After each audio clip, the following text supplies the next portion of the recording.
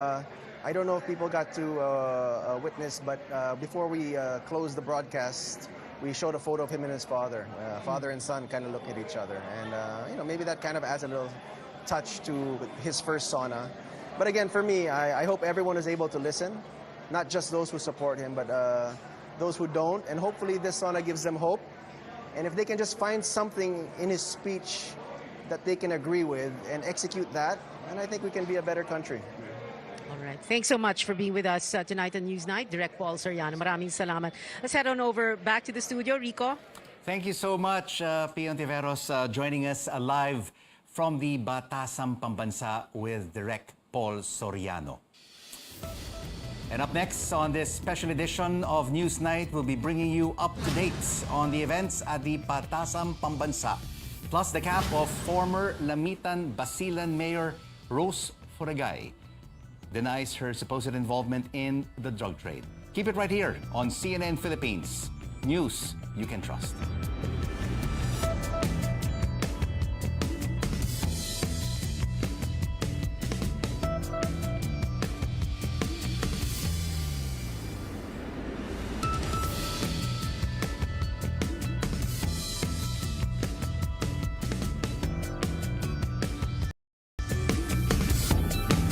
Baby! General Santos. Una sa balita. Una sa balita. Balita. Musika o kalingawan. Mas tulong pinalakas. Radyo.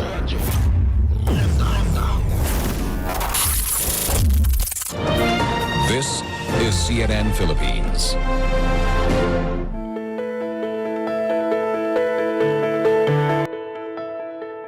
We know how vital our eyes are in going about our daily life, and we must know how to keep them healthy just like the rest of our body. Now, some eye disorders result in blurry vision or even vision loss, so it is critical to prevent and diagnose eye problems as soon as possible. In today's episode, we'll refresh our minds on basic eye care and have a good view of what to do when our eyes start having issues. I'm Dr. Freddy Gomez, and this is Med Talk Health Talk on CNN Philippines.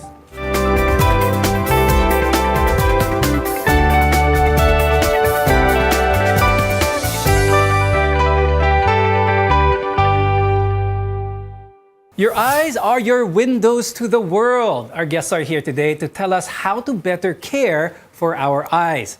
With us is Dr. Victor Efraim Paulino. He is a comprehensive ophthalmologist and glaucoma specialist from the Makati Medical Center. Also with us is Dr. Joy Go. She's an optometrist and AVP for marketing at Ideal Vision Center. I'll start the discussion here with Dr. Rem. I think it's safe to say that many people may take their eyes for granted. Those who have the gift of vision really use this every day for almost everything they do. But how delicate ba ang mata natin, and how important is it to really take care of our eyes? Taking care of eyes starts upon waking up. The moment we wake up, we make sure that our eyes are clean, that all the dirts from the night are washed off. And throughout the day, the eye should be properly lubricated. We take time to rest. And the number one cause of consult for eye problems is blurring of vision. So I think from that alone, there's a lot of diseases and problems that we can talk about. The DOH reports that vision impairment is rampant, very rampant among Filipinos, citing a report from the World Health Report on Vision that an estimated 2.2 billion people suffer from a form of vision impairment, including nearsightedness, glaucoma, cataracts, as well as error refractions. What is causing a lot of Filipinos, for that matter, to be affected by low vision? It's not just Filipinos. All of us has some degree of error of refraction or grado in Filipino. So some people have myopia or nearsightedness, hyperopia, or farsightedness, astigmatism. And some people, because of age-related deterioration in vision like presbyopia, or in more advanced cases, cataracts and glaucoma. Yung mga problema when it comes to vision, ang pinaka-common dyan is error of refraction. Pag-usapan natin yon, what are the different types and what do they mean? Hyperopia is the error of refraction. You're having a hard time looking at near, malinaw sa'yo yung malayo. And then myopia is nearsightedness. So malabo sa'yo yung malayo, malinaw sa'yo yung malapit. And then presbyopia is you have this error of refraction wherein the near part, you have a vision you have error between near, sometimes far as well. But you're having a hard time with the near vision. Ano yung mga simptomas na mararamdaman nila na mahihirapan sila? The blurring vision for them usually occurs like on near because at the far they can actually see quite well. And then pag sa near, doon nila nakikita na merong blurring at some point. And then there are times na merong distortion for combination of hyperopic astigmatism. So that's mainly the symptoms that occurs when they have hyperopia. Although there are some symptoms also that is connected with that with regards to headaches, and squinting and that. Let's talk about nearsightedness or yung mga myopic. Anong mga simptomas? What do they feel on their day-to-day if they haven't gone to a doctor yet or they don't know what nearsightedness is? The first complaint is they start with a headache and then they move towards blurring of vision at far. So mapapansin nila meron parang haziness. That's the first thing that they complain and people would actually ask that na parang malabo pero hindi ko sure. That's like low-grade myopia. And then usually, pag mas mataas na yung, then totally they cannot see far or clearly. But if it's very, very low-grade, they have this tendency, malinaw siya, but then they have to squint for them to see clearly. I'd like to talk about other causes that are common here in the Philippines with regards to low vision. And that is particularly glaucoma. And I want to talk about cataract because a lot of viewers have heard of this term, but they probably use them interchangeably. But let's start first with cataracts. How are cataracts formed? What are they? Cataract is a form of degeneration of the lens. As we grow older, starting about around 60 years old, the lens thickens. That's why instead of having a very clear crystalline lens, nagkakaroon na siya ng shade of yellow, brown, until it's so thick enough, so dense enough that it can impair your vision. Let's talk about now what glaucoma is. Glaucoma, of course, affects a lot of Filipinos as well. Glaucoma naman is the leading cause of irreversible blindness worldwide. Cataract, that is reversible, but glaucoma, that's irreversible. That's nerve damage already. So it's a group of diseases that causes cell degeneration and affects our vision permanently. It's a slowly progressing disease. Not all can have it, but dahan-dahan kinakain yung paningin ng isang tao because of glaucoma. Cataract is a disease entity on itself as well as glaucoma, which have their own triggers as well as risk factors, which we will be talking about after this short break, as well as how to properly fit corrective lenses. Keep it here on MedTalk Health Talk. We'll be right back.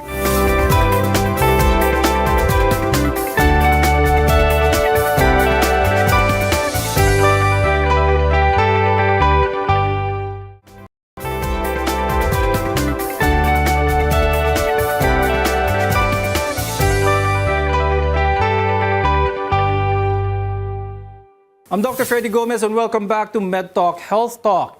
Now, before the break, we were discussing the importance of eye care as well as the difference between certain glasses that are used in order to correct a certain type of vision impairment. Joy, when it comes to correcting our error of refraction or yung pagka-nearsightedness, pagka-farsightedness natin, glasses are typically the choice in order to correct this. How important is it na tama at accurate yung salamin na pinagawa para dito?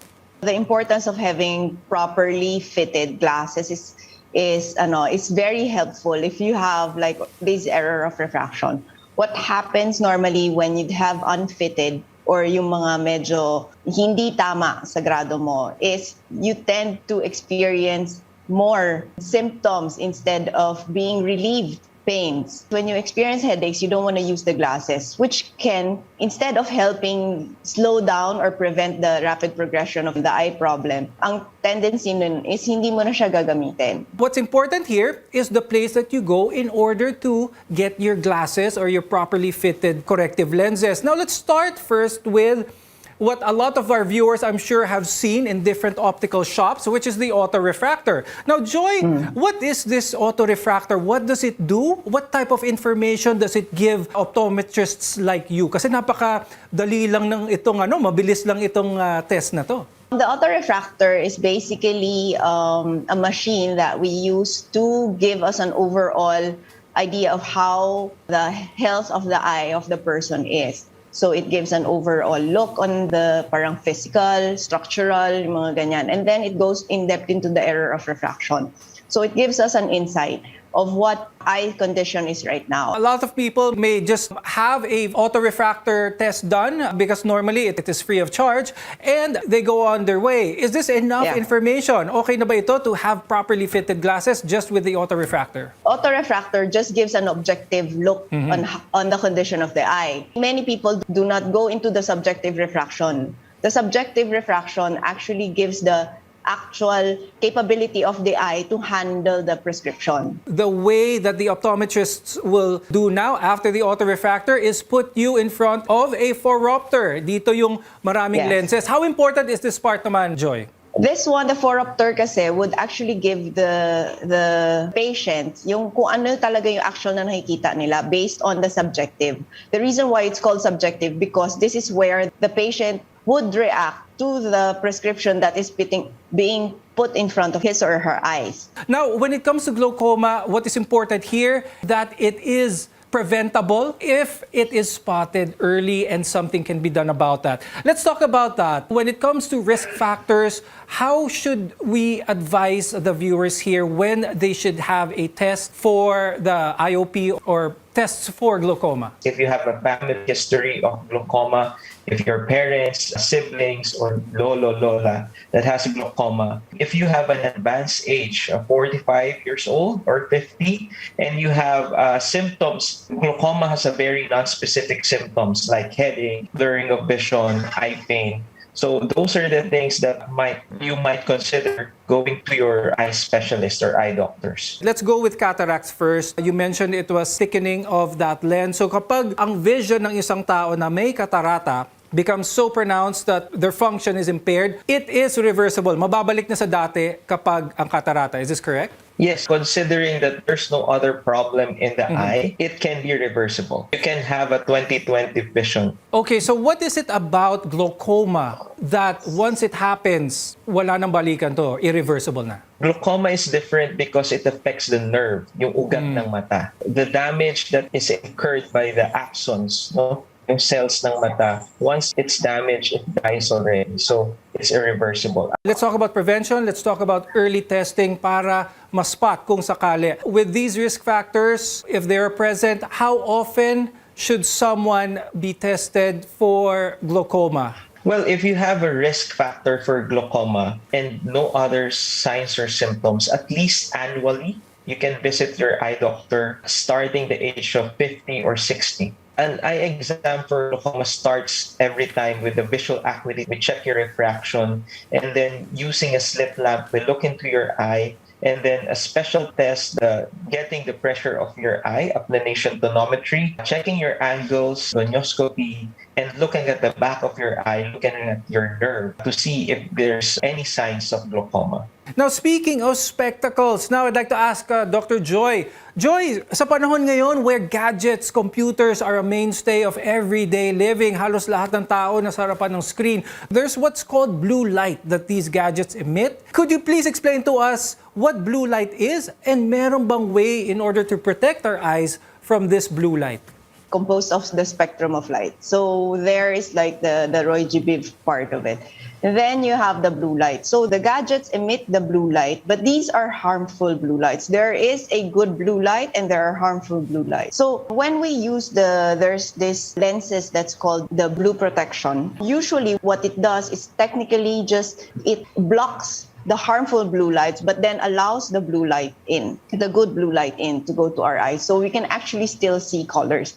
Because there are lenses that would declare that they have 100% blue blocking properties. What that does is it technically blocks all the blue light. So tendency was doon nagkakaroon ng people would actually come back and say, how come? Yung nakikita ko, hindi ko makikita masyado ang blue. Everything seems like medyo muted ang color blues. And that is because the lenses that was made is it blocks 100% of the blue light. But then our eyes still needs the good blue light for us to see the colors vibrantly or clearly. Okay. Coming up, we'll give you everyday tips on how to prevent eye damage. Your health is our mission here on MedTalk Health Talk.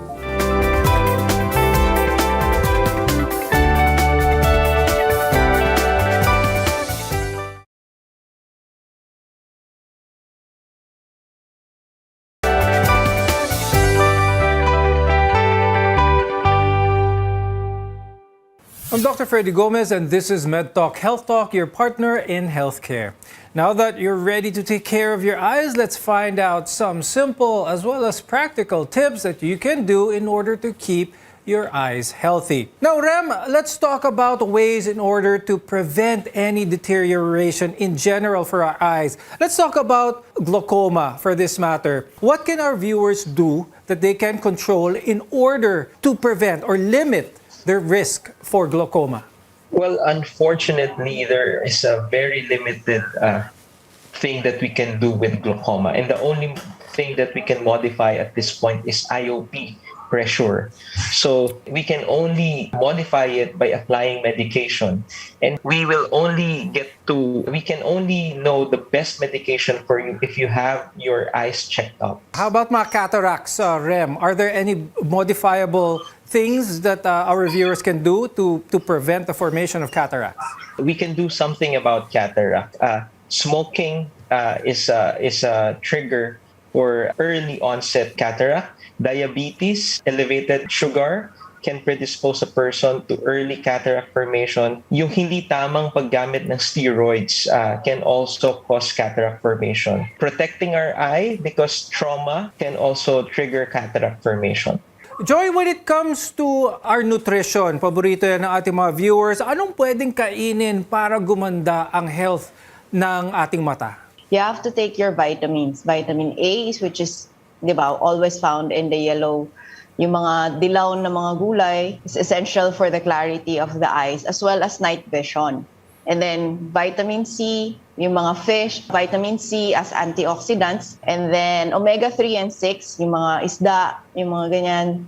That also helps. Lutein, which is found in yung mga leafy vegetables. I think the diet should be a balanced meal. So you have your meats, you have your fish, you have your fruits, and your starches. So I think yun yung mga things that we actually should eat. I know it's very famous that you only have to eat yellow food, but then when you eat yellow food, there is this tendency naman na maging, sometimes they would show naman na yellowish yung skin. So it's always like a balance of A, vitamin C and E, and then you have these foods about omega-3 with fish and meats, and as well as vegetables. Now, when it comes to our eye health, we have to also mention that of eye drops. Dr. Joy, pag-usapan natin yon. Ang daming mga eye drops available na pwedeng bilhin over the counter, yung iba pa via prescription. All of these are either to lubricate the eye, there's artificial tears, or even sodium chloride for what? For overall general eye health. What would you prescribe? Normally, like especially now that people are always engaged with their digital gadgets and everything, dry eye is very prominent right now. And hindi yan just being seen because like before, dry eye is usually seen as you age, right? But now even the kids can experience dry eyes. And usually they're now given like this non-steroidal eye drops just for cleansing and, you know, to lubricate further the eyes. And then yung iba naman, if there is severe dry eyes, then there is like a more viscous type na drops that can, depending on the dry eye severity po. Now, speaking of those eye drops, I'd like to ask Dr. Rem, a common scenario here in the Philippines is definitely sore eyes. I'm sure a lot of our viewers have heard of it. Now, immediately, a lot of our viewers might think, I need to get these eye drops that have a vasoconstricting, that takes some of that redness away. Is this the right eye drop to use for such a eye condition? For sore eyes, there's a lot of causes. It can be viral, bacterial, it can be irritant, and it can be allergic. So I would advise patients not to just buy an over-the-counter medicine. It's better to seek consult first and let us determine first the cause of your red eye before prescribing any medication, because just applying vasoconstrictor will just remove the redness, but it will not address the main problem, which can be an infection. Thank you very much, Dr. Rem Paulino and Dr. Joy Ong, for being with us today. We appreciate your time in sharing your expertise and your insights on eye care. I'm Dr. Freddy Gomez, and thank you for watching MedTalk Health Talk. We'll see you again next time.